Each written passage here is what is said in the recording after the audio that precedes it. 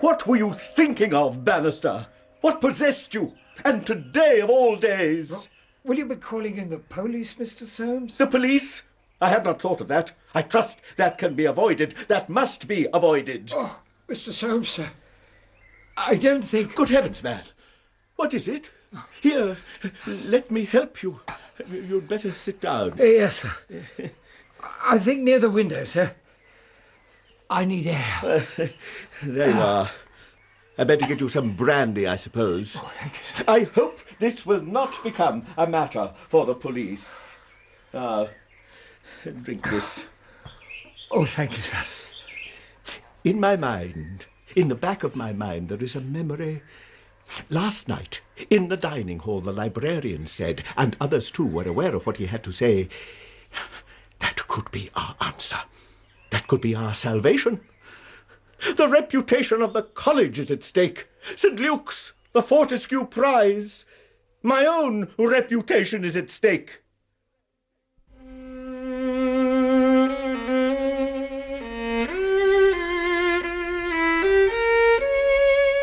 The Three Students by Sir Arthur Conan Doyle. Dramatised for radio by Dennis Hawthorne. With Clive Merrison as Sherlock Holmes and Michael Williams as Dr. John Watson. And featuring Dennis Hawthorne as Hilton Soames and Desmond Llewellyn as Bannister. The Three Students.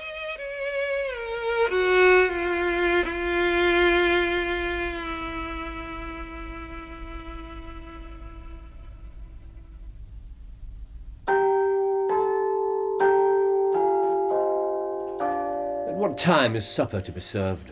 7:30, Mrs. Burdick said. Another 3/4 of an hour. I must confess that I already have an appetite. That's the problem of living in lodgings, Watson. One's appetites are at the mercy of one's landlady's inflexibility. But these are good diggings, are they not? Oh, yes, excellent, excellent. They're quiet, spacious, and close to the university library. Couldn't ask for better. How your research is progressing. Was today fruitful? Yes, it was. It's a laborious task, researching into early English charters. No question of that. Yes, another day or two should finish me here, and then we can return to London. Not a moment too soon. Oh, I'm surprised to hear you say that, Holmes. I would have thought the atmosphere of a great university town, the groves of academe, the pursuit of knowledge, I would have thought all this to have been congenial to you. For myself, I'm enjoying our visit here. I enjoy writing up our cases. And when I'm not so engaged, I enjoy visiting the various colleges, browsing in the bookshops. Yes, this afternoon I took myself to the university athletic ground and watched the young men training. Yes, very pleasant indeed. No doubt, Watson, no doubt. But the mysteries that I'm trying to unravel in the university library are of a somewhat arid kind. Indeed, the atmosphere in a university town is also arid. It lacks the drama of real human conflict, of day-to-day urgency. It's too complacent, too unruffled. Who can that be? I was under the impression no one knew we were here. So was I. I think, nonetheless, I'd better answer it.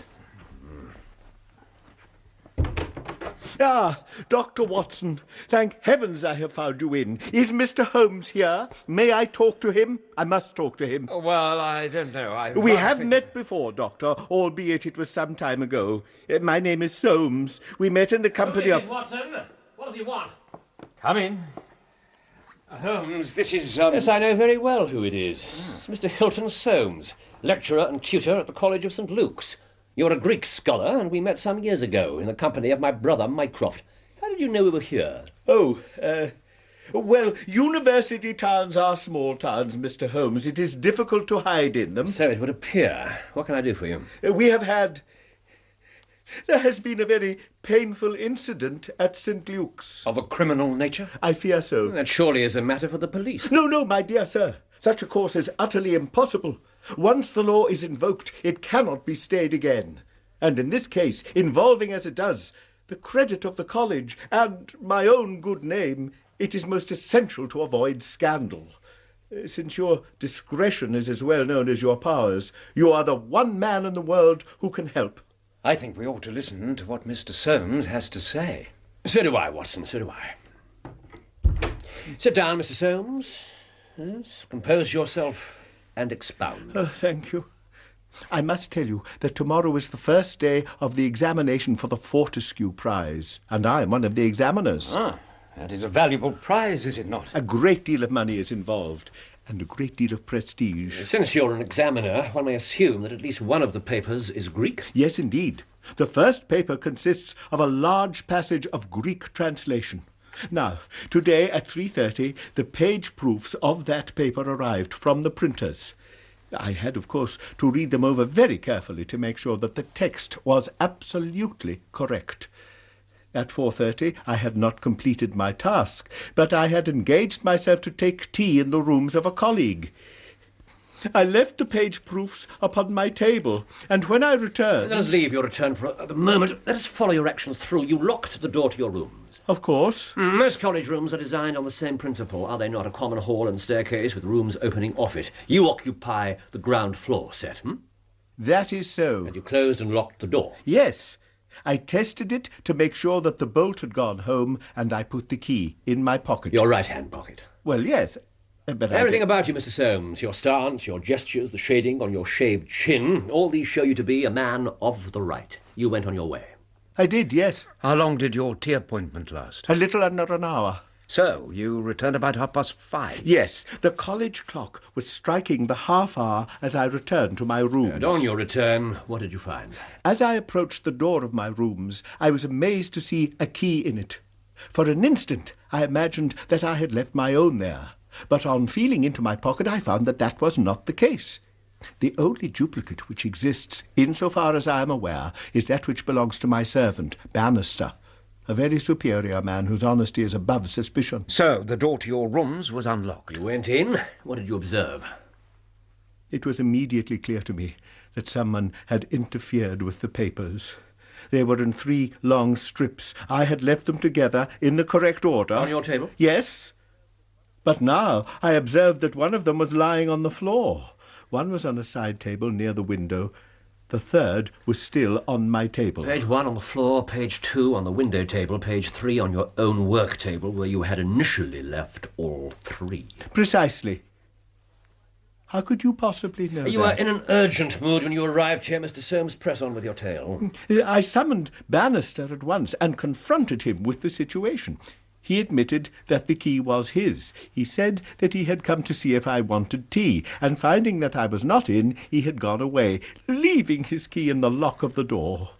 This forgetfulness would have mattered little on any other occasion, but on this day, of all days, it has resulted in a most deplorable situation. The examination takes place tomorrow. The examination papers have been tampered with. What was Bannister's reaction to this discovery? He was very much upset. He nearly fainted when I questioned him. Fainted in what fashion? Did his eyes roll, his mouth foam? Was he suddenly prone upon the floor? He started to stumble about. His balance was impaired. I had to help him into a chair. And then what did you do? I gave him some brandy. Oh, dear. What? Do you have something to say? It is a popular misconception that people under stress require stimulants. The reverse is the truth. Watson is often accurate and to the point. So, Bannister, your servant, is in an armchair, a glass of brandy in his hand. He mentioned the possibility of police involvement. At once I realized what that would entail. The reputation of the college, the probity of the Fortescue Prize, my own reputation and self-esteem. It concentrated my mind wonderfully. I made a careful examination of the room. Well done. What did you find? On the table, by the window, were several shavings from a pencil which had been sharpened. A broken tip of pencil lead was lying there also. Someone had copied the passage of Greek from the page proofs. He had done so in a great hurry, in such a hurry as to break his pencil and have been compelled to put a fresh point to it. Yes, go on. I have a new writing table with a surface of fine red leather. There is now a clean cut in it, about 4 inches long. A scrap? No, a positive cut. On the table also I found a small ball of clay, a kind of black dough, with specks of what looks like sawdust mixed into it. It's difficult to describe. It's not quite a ball, more pyramid-shaped. Have you brought it with you? No, I thought it better to disturb nothing. Fortune has been our friend, Mr. Soames. The puzzle is full of interest, and there are clues aplenty. The man Bannister, did you leave him in your rooms? I did. What did you do with the page proofs? I secured them in a cupboard, of which only I possess a key. Yes, well, I think we must visit St. Luke's at once, Watson, don't you? Will we be back in time for supper? We'll do our utmost. Right, I will fetch the overcoats. Did anyone visit you in your rooms after the papers came to you? Yes, young Daulat Ras, an Indian student. He came to ask me some particulars about the examination. For which he is entered? Yes. Yes, when he called, the papers were on your table, in full view. To the best of my knowledge, they were still rolled up. But they might be recognizable as page proofs. Possibly, I suppose. Here we are, gentlemen. Before we go in, Mr. Soames, let's observe your rooms from the outside. I'd like to look at the window. Oh, if you think that is of moment, by all means. Follow me through the arch here. That will bring us into the court.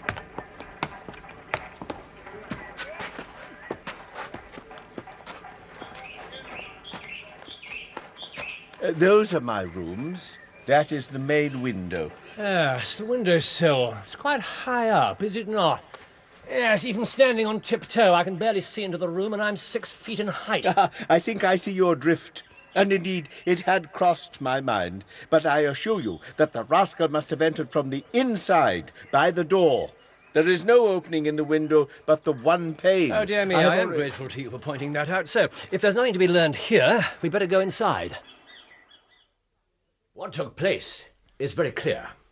The man entered and took the papers sheet by sheet from the central table, your work table. He carried them over to the window. To benefit from the extra light? No, Watson, he did so because from there he could see when Soames came across the courtyard and so could effect his escape. As a matter of fact, he couldn't, since I entered by a side door and did not cross the court. That is good. That is worthwhile evidence. But I assure you that was what was in the intruder's mind. May I see the actual page proofs? Of course. They are in this cupboard. Good. Would that I had locked them here in the first place. Now, let me see. Yes, there appear to be no finger impressions. Yes. Well, he carried over this one first and copied it. How long would it take him to do that? Oh, a quarter of an hour at least. Good. He finished that one, tossed it down, and seized the next. He was in the midst of that when your return caused him to make a very hurried retreat. Very hurried, since he'd not time to replace the papers which would tell you that he'd been there.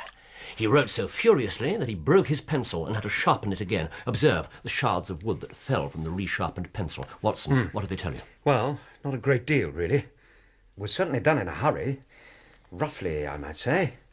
The pencil was dark blue. The pencil that was used to copy the examination paper was about the usual size with a soft lead. The outer colour, well observed, Watson, was indeed dark blue. The maker's name was printed in silver lettering, and the piece of pencil remaining is only about 1.5 inches long. Look for such a pencil, Mr. Soames, and you've got your man. When I add that he possesses a large and very blunt knife, you have an additional aid. You have not altogether taken me with you, Mr. Holmes. I can follow all your points, but the length of the pencil, I'm lost. Well, observe. Here is a small chip of wood, dark blue. On it is printed in silver the letters N.N. Following those letters, there's a space of clear wood. Mr. Soames, when we were outside in the courtyard just now, making an exterior examination of your rooms, you were quick to say that you could see my drift. Here is a piece of interior evidence. Do you see my drift in this instance? I fear not. What could this N.N. be? It is the end of a word. You're aware that Johann Faber is the most common of all pencil makers' names. Is it not clear that there's just as much of the pencil left as usually follows the Johann? Ergo, the pencil is a short one. Now, for your work table. Well, yes, you see the cut that I spoke of. Yes, I do indeed. Now, you describe it as a cut. It is, in truth, a tear, beginning with a thin scratch and ending in a positive hole. Now, this small pellet is, I presume, the black doughy mass that you spoke of. Yes, roughly pyramidal in shape and hollowed out, I perceive. As you said, there appears to be grains of sawdust in it. Do you see, Watson? Yes, interesting. More than that, Watson, it's very interesting. Mr. Soames, I'm indebted to you for directing my attention to this case. Now, where does that door lead to? To my bedroom? I'd like to have a look round. Oh, well, I suppose so. Yes, of course. Allow me. Thank you. What a charming, old-fashioned room. What is behind that curtain? I keep my clothes there. Yes. If anyone were forced to conceal himself in this room, he must do so there. The bed is too low for concealment. Watson, Soames, stand back. I'm going to draw the curtain. Nothing. Nothing at all. Except your suits, Mr. Soames. All the same, I wonder... Hello, what's this? Well now, gentlemen, our search has not been in vain. What's this? It's another of the pellets. A black, doughy mass. With grains of sawdust in it.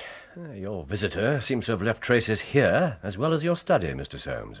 What could he have wanted in my bedroom? It's clear enough. You came back by an unexpected way, and so he had no warning until you were at the very door. What could he do? He caught up everything which might betray him and rushed into the bedroom to conceal himself. Good heavens! Do you mean to tell me that all the time I was talking to Bannister, we had the man prisoner if we'd only known it? Yes, so I read it. Mr. Soames, I understand you to say that there are 3 students who use this stairway and are in the habit of passing your door. Yes, there are. And all 3 are in for this examination. Yes.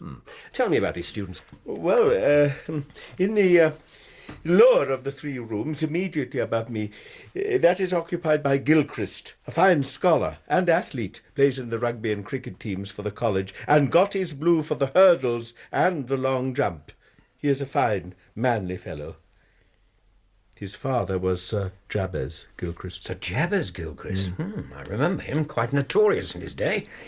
He ruined himself, did he not? Gambling. Horses, the turf. Alas, that is so. Young Gilchrist has been left very poor, but he is hard-working and industrious, and will do well. And on the next floor? Daulat Ras. The Indian. A steady, methodical man, well up in his work, though Greek is his weak subject. And on the top floor? Miles McLaren. Brilliant fellow when he chooses to work. One of the brightest intellects in the university, but he is idle, dissipated, wayward in his habits. He has been gambling heavily all this term, and must contemplate the examination with dread. And it is he whom you suspect? No, I did not say so, did I? I will not go so far as that. Let me say only that of the 3, he is the least unlikely. Precisely. Now, I should like to talk to your servant Bannister. Yes, I will call him. Before you do, one thing. After you'd discovered the occurrence, you summoned Bannister. He came to you, you told him what had happened, he felt faint and had to sit down. Yes? Yes, the chair by the window, you said this chair? Yes? Yes, a long way from the doorway. He stumbled across the room. I helped him. You gave him a brandy. Unwise. Yes. Ask him to come here. At once. Bannister! Bannister, come here, please. It is within the rooms, Watson. The answer to the riddle is here. The window? I think not. The work table? That is part of it. He is on his way. Yes, it's best that he should not know who we are. Ah, yes, indeed. You called, sir? Bannister, yes. These gentlemen... We are from the University Board, Bannister, and we're investigating this unhappy business. We think you can be of help. Yes, sir. When you unlocked the door of this room to find Mr. Soames absent, did you look at the papers on the table? Oh, no, sir. Certainly not. How came you to leave the key in the door? Oh, I had the tea tray in my hand. I thought I'd come back for the key. Oh, then I forgot. So, anyone in the room could get out? Oh, yes, sir. When Mr. Soames returned and called for you, you were very much disturbed. Oh, I was, yes. Well, such a thing has never happened during the many years that I've been here. I nearly fainted, sir. Yes, so I understand. Where were you standing when you began to feel faint? Where was I? Well, here, sir. Near the door. Ah, that is singular, because on feeling faint, you sat down on that chair over yonder, near to the corner. Why did you bypass these other chairs? Well, I don't know, sir. Well, it didn't seem... Well, I really don't... You stayed on here after your master left. Well, only for a minute or so, sir. Then I locked the door and I went to my room. Whom do you suspect? Oh, I wouldn't venture to say, sir. I don't believe there's any gentleman in this university who is capable of profiting by such an action. No, sir. I'll not believe it. Thank you. That will do. Thank you, Bannister. One more word, Bannister. You've not mentioned to any of the 3 gentlemen whom you attend to that anything's amiss. Oh, no, sir. Not a word. Very good. You may go. Thank you, sir.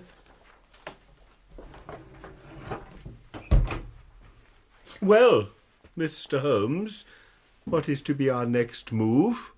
Our next move? We're going back to the quadrangle. Mr. Holmes, time is passing, and I need to make decisions. In due course, sir, in due course. But first, let us look again at the exterior of your rooms. All the windows are lit up now. Yes, so they are. Last-minute revision before tomorrow's ordeal, I have no doubt. So, our 3 birds are all in their nests. One of them seems restless enough. Look in the middle room. Someone is pacing up and down. Very agitated. Darlat Rass. That is not in character. He is, as a rule, the calmest of men. I should like to have a peep at each of them. Well, I don't know. It is the night before the examination. An examination which you may have to postpone. This is a matter for urgency. It's also a matter for subterfuge, for disguise. Let me see. Here, I shall represent myself as the college surveyor carrying out an urgent internal inspection of rooms. You, Watson, can be the builder's foreman. Oh, but couldn't I be No, you couldn't. Soames, allow me to borrow your glasses, your hat and your scarf. No, why? Well, I assure you that it's necessary. There's always the possibility that I might be recognised, but these simple props will, I am sure, serve me well. Well, if you say so. Yes. And hat, Yes. glasses, scarf. Thank you, yes. Disguise is something that I've studied closely and often made use of. It's a matter of attention to detail and self-confidence. See, the hat low on the forehead, the glasses close against the eyes, the scarf wound in such a way as to conceal the chin, there's a slight hunching of the shoulders, and perhaps, yes, a suggestion of nasal congestion in the voice, and voila, the college surveyor. Sorry to disturb you, gentlemen, but I have a very brief investigation to make. Good heavens. Quite astounding. Holmes is a master of disguise. He once penetrated our rooms in Baker Street dressed as a coalman. I had no idea it was he. Come along, Foreman Watson. Gilchrist's rooms are on the first floor, are they not, Soames? Yes. We'll work our way upward. Who's that? Mr. Gilchrist, sir. Yes. Who are you? What do you want? I'm sorry to disturb you, sir. It's the college surveyor carrying out an inspection. This is a strange time to be doing such a thing. I realise that, sir, but it was a question of making sure that you were in. It won't take more than a few moments. Well, I suppose it's all right. Come in. Thank you, Mr. Gilchrist. Thank you very much. Yes, it's a question of the windows. We've already carried out an exterior survey, and... this is Watson, foreman to the college builders. Evening, sir. Yes, I need to make a quick sketch from the inside. I see. Well, go ahead. Thank you, sir. Thank you. Now, let me see. Oh, dear, I seem to have broken the lead in my pencil. I wonder, could you oblige, sir? A pencil? Yes, here you are. Oh, thank you, sir. Thank you. Yeah. The plane, the right angle. So, thank you, Mr. Gilchrist. I wonder, could I borrow a knife to sharpen my own pencil with? Certainly. Here you are. You won't be doing any work here this evening, will you? Oh, no, sir. No. Yeah. Thank you, sir. Now, this is a very preliminary matter. I'm sorry to have disturbed you. Come along, Watson. Oh, yes, sir. Good night, sir. Good night. The pencil is green in colour and 3/4 of it's unused. That is not the pencil. The knife. Sharp as a scalpel. So he is not the man. He's not the man who's presented us with a pencil we seek. Further than that, I will not go. Now, for the restless Indian. I'm busy, and I'm not to be disturbed. Will I disturb you for a moment or two, Mr. Rass? This is Mr. Watson, foreman to the college builders. Evening, sir. Sorry for the upset. I am the college surveyor. I need to make a quick inspection of your rooms. Inspection? I am preparing for an important test. I cannot be interrupted in this manner. Mr. Soames would Mr. not... Soames knows that we're here. I must seek your permission. Mr. Gilchrist below had the same reservations, but it only took a moment or two, and he was happy to oblige. Oh, well, if Gilchrist... I suppose, in that case, you had better come in. Yes. What is it you wish to see? Yeah, it's a matter of the window, sir. The window. I need to make a quick sketch of it. The window? The window is unsound? Oh, no, sir, no, nothing like that. Well, perhaps eventually that will be Mr. Watson's problem. Mere structural. For the moment, all I need to do is make a drawing. Oh, dear, I seem to have broken the lead in my pencil. I wonder, could you oblige, sir? You wish to borrow a pencil? If you'd be so kind. For a surveyor to be supplied with but one pencil seems not quite correct. Show me the broken pencil. Here it is, sir. As you can see. Indeed, I do see. What you need is a knife, not another pencil. You may borrow my knife. Oh, thank you, sir. Yeah. As a foreman builder, Mr. Watson, do you not carry a supply of pencils and measuring devices? As a rule, yes, but this evening the surveyor is taking a quick journey, visit. Thank you so much, Mr. Ress. Here's your knife. I'm sorry we disturbed you. I am not interested in your apologies. I am preparing for an important academic test tomorrow morning, and I will see to it that the college masters know of this disturbance that you have caused. I trust we will not meet again. Very extreme reaction. Soames said he was the calmest of men. Yes, but you saw him pacing about in his room when we looked in from the outside. I did. We all did. Would you not say he had something to hide? Well, you know me. For the moment, I say nothing. Now, we've arrived at the top nest and Mr. McLaren.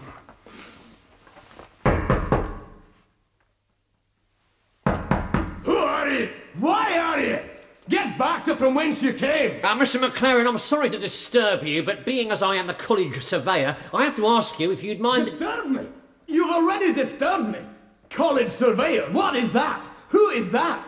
I have an exam tomorrow. I am trying to work, and I won't be drawn by anyone. It was Mr. Soames who suggested that... Soames? That dithering old nanny goat. Now you listen to me, Mr. College Surveyor. You can go to blazes. If you persist to such an extent that you force me to open this door, it will only be to throw you down the stairs, where you will doubtless fetch up at the door of nanny goat Soames. I want no more of ye other than the sound of departure. Understood? A rude fellow. I warned you, Holmes. How tall is McLaren exactly? Well, really, I cannot undertake to say exactly. He is taller than the Indian, but not so tall as Gilchrist. I suppose 5'6" would be about it. Thank you. And now I bid you good night. But good heavens! You're surely not going to leave in this abrupt fashion. I must take some definite action tonight. I'll drop round tomorrow morning and chat matters over. It's possible that I may be in a position then to indicate some course of action. Meanwhile, change nothing. If you say so. I do say so, and you can be perfectly easy in your mind. We shall find some way out of your difficulties. Oh, one thing. I shall take the pieces of black clay with me. Thank you. Good night. Well, Watson, what do you make of it? A sort of three-card trick, is it not? Sort of 3 students, and it must be one of them. You takes your choice. Which is yours? That foul-mouthed fellow on the top landing. He's the one with the worst record, the most to lose. Mr. Ross? The Indian? Well, I must say it did strike me as being a sly fellow. Gilchrist. What did you make of him? I liked his frank and easy manner, the readiness with which he admitted us to his rooms. But McLaren wouldn't let us in. He has something to hide, the pencil and the knife, perhaps. The pencil and the knife are no longer relevant. But surely 3 students, 3 motives. And the 4th man? 4th man? Bannister, the servant. What's his game in the matter? Bannister? But he strikes me as being a perfectly honest man. So does he me, and that's the puzzling part. Why should a perfectly honest man... Oh, by Jove, my dear fellow, it's 8:30. Our landlady spoke of green peas at 7:30. Really, Watson, what with your pipe smoking and your unpunctuality at meals, I expect you'll be given your marching orders. And if you get your notice to quit, I dare say I'll have to share your downfall. Not, however, before we've solved the problem of the nervous tutor, the careless servant, and the 3 enterprising students. Let's hurry back to our supper. This puzzle has whetted my appetite. Good morning, Watson. Good morning. I have to say that in matters of routine, you're reliable almost to a fault. 8 o'clock and you're washed, shaved, and more than half-dressed. Can you do without breakfast? Forgo breakfast? Oh, I'm not sure. A postponement only, I promise you.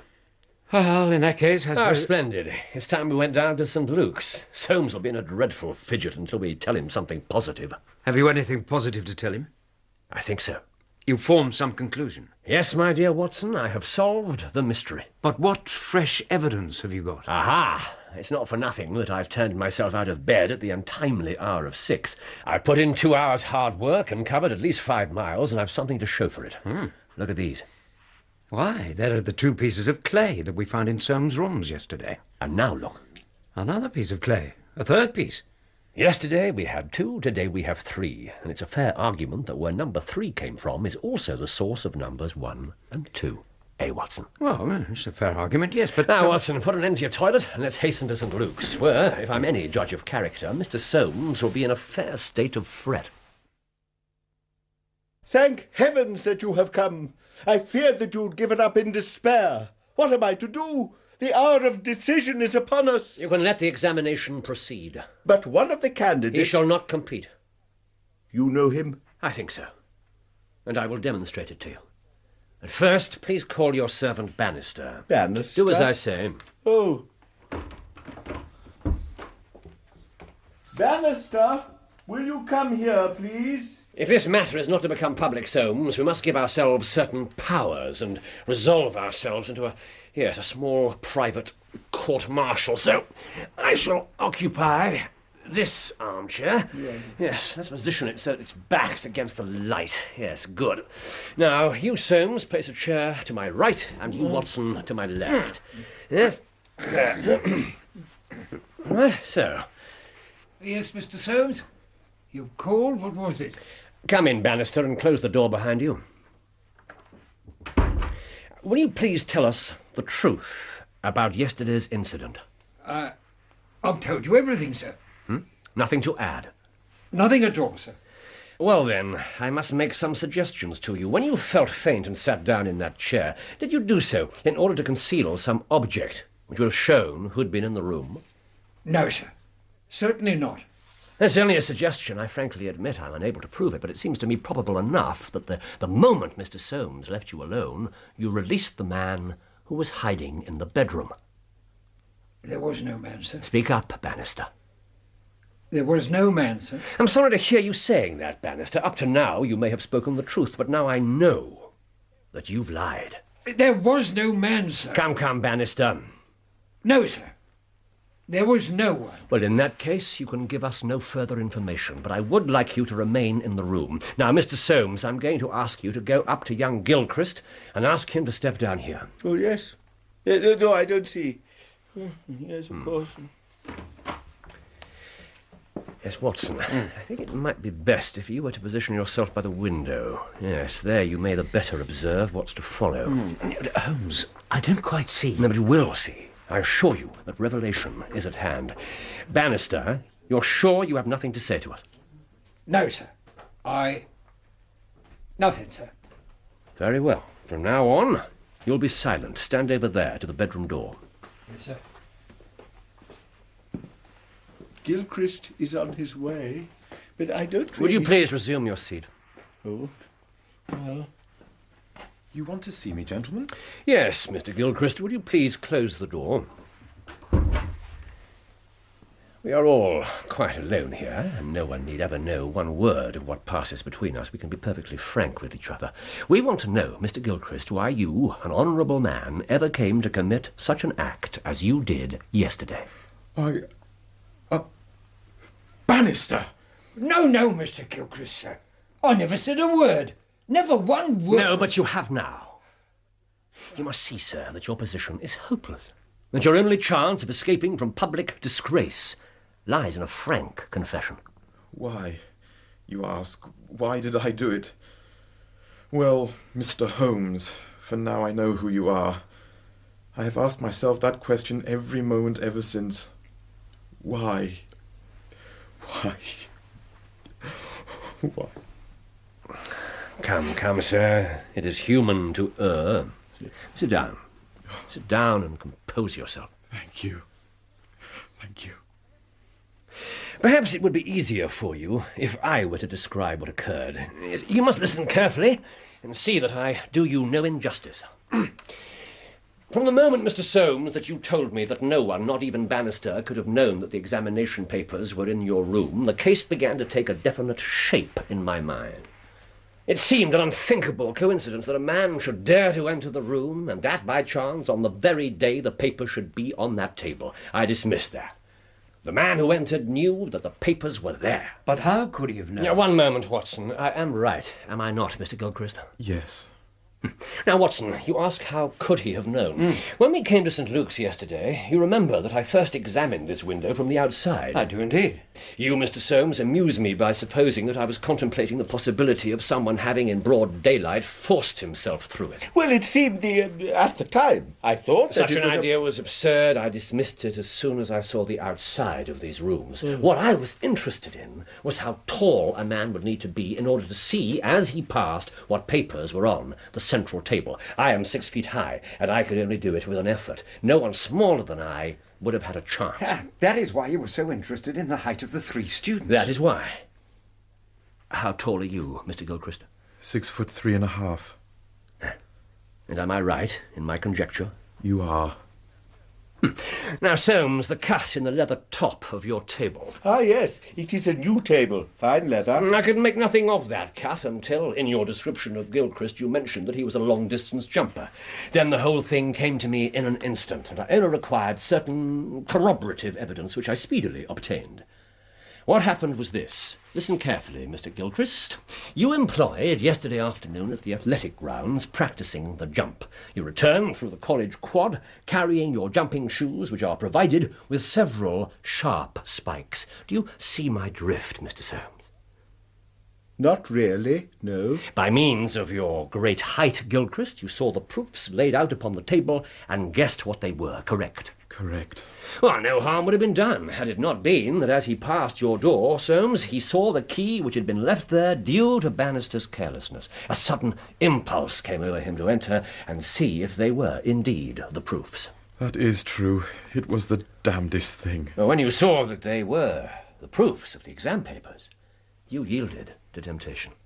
You put your shoes, your spiked shoes, on the table. And what was it that you put on that chair near the window? My gloves. Ah, your gloves. I took the proofs one at a time to the window to copy them. I thought that Mr. Soames would return by the main gate and I would be able to see him. I came in by the side gate. I was not to know that, sir. No. No, of course not. The first I knew of your return was when I heard you outside the door of this room. There was no possible escape. You caught up your shoes and darted into the bedroom. You can see that the cut on the tabletop is slight on the one side, but deepens in the direction of the bedroom door. That in itself is enough to show us the direction in which the shoes were drawn, and that is where the intruder took refuge as companion to Mr. Soames' hanging clothes. Do you dispute this, Mr. Gilchrist? In essence, all you say is true. Well, good heavens, man! You confess to your misdeed, and you have nothing to add? Yes, sir, I have.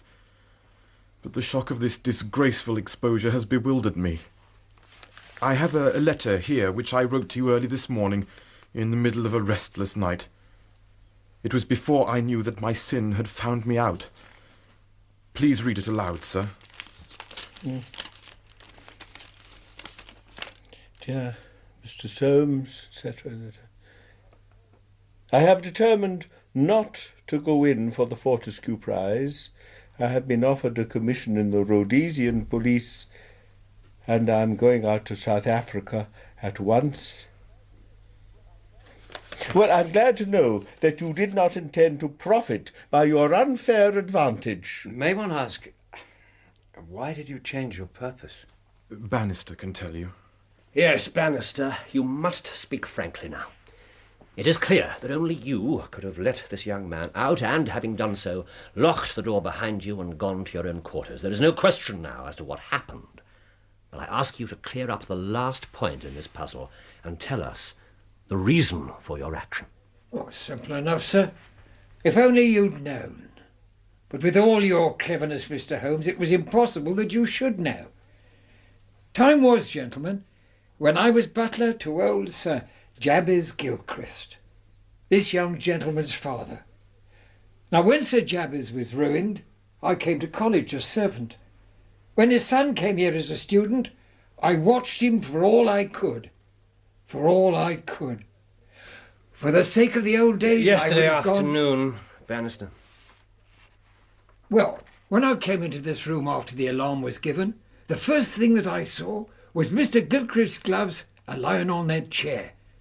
I knew those gloves well, and I understood their message. If Mr. Soames saw them, the game was up. So I flopped down on that chair, and nothing would have shifted me until Mr. Soames had gone, and I could release me young master. I dandled him on my knee, sir. You gave him his gloves and hurried him hence. You knew that he'd done wrong. Well, he confessed it all to me. Now, wasn't it natural, sir, that I should save him? Wasn't it natural, also, that I should speak to him as his dead father would have done, and make him understand that he couldn't profit by such a deed? Do you blame me, sir? No, Mr. Bannister, I do not. I salute you for your loyalty.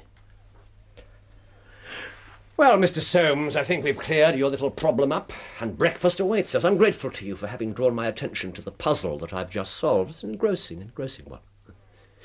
Now, long Watson, to be late for supper is forgivable. To be late for breakfast will put us beyond the pale. Mr. Gilchrist, I trust that a bright future awaits you in Rhodesia. For once you have fallen low. Let us see in the future how high you can rise.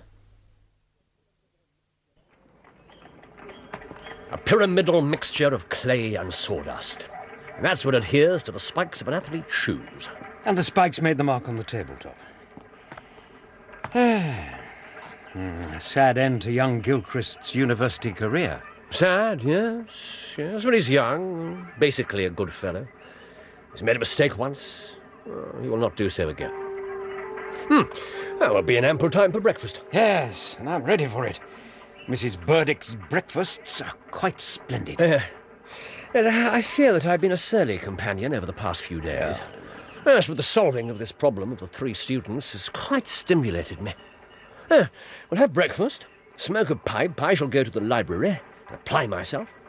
And I fully intend to be back in Baker Street in time for tea. I'll settle up with Mrs. Burdick, see to the packing, and have a last stroll around the colleges.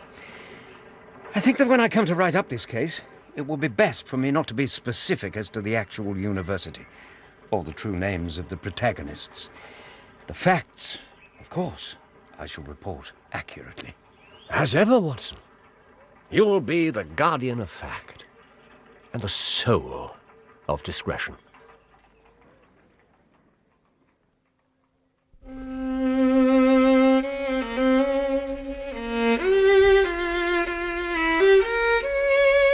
In The 3 Students, Sherlock Holmes was played by Clive Merrison and Dr. Watson by Michael Williams, with Dennis Hawthorne as Hilton Soames and Desmond Llewellyn as Bannister.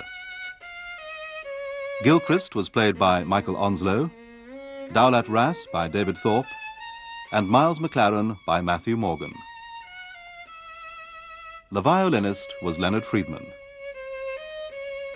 The 3 Students was dramatized for radio by Dennis Hawthorne and directed by Enyd Williams.